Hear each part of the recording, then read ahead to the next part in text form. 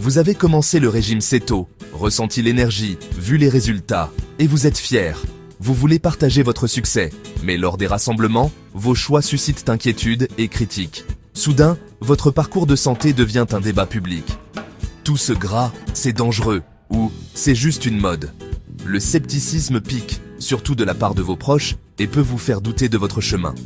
Rappelez-vous, la plupart des doutes proviennent de croyances dépassées, pas de malveillance.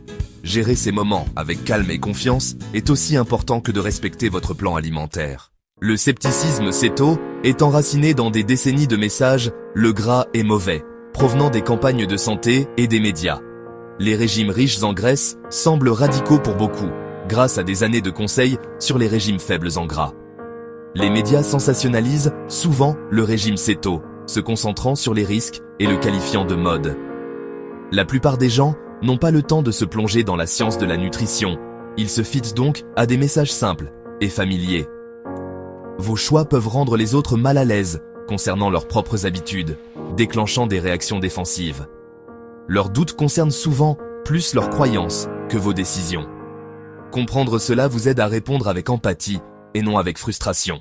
Il est tentant de devenir un évangéliste du Céto, mais imposer vos opinions peut se retourner contre vous. Ne prenez pas les critiques personnellement.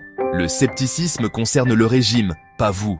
Évitez les arguments émotionnels, restez calme et détaché.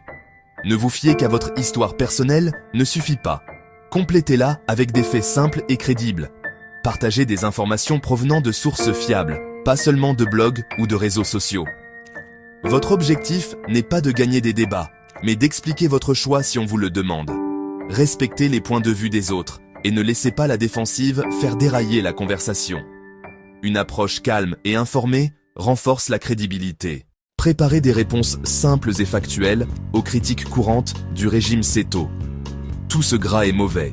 Vous pouvez dire « Je me concentre sur les bonnes graisses et mon médecin surveille ma santé. » Votre cerveau a besoin de glucides. Essayez. Mon corps utilise les cétones comme carburant et je me sens plus alerte mentalement. Il vous manquera des nutriments. Rassurez. Je mange beaucoup de légumes à faible teneur en glucides pour les vitamines et les fibres. C'est juste une mode. Répondez. Pour moi, c'est un mode de vie durable, pas une solution rapide. Ces réponses montrent que vous êtes informé et responsable. Restez positif et évitez de paraître sur la défensive ou donneur de leçons. Des réponses calmes et claires transforment la conversation de la confrontation à la compréhension. Restez calme et serein, votre sérénité est votre super pouvoir. Tous les débats ne valent pas votre énergie, certaines personnes ne seront pas convaincues, quoi qu'il arrive.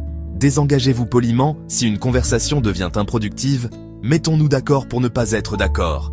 Respectez les opinions des autres, même si vous n'êtes pas d'accord. Vous ne devez à personne une explication détaillée, fixez des limites si nécessaire. Protégez votre bien-être mental aussi farouchement que votre santé physique. Parfois, le silence est la réponse la plus forte.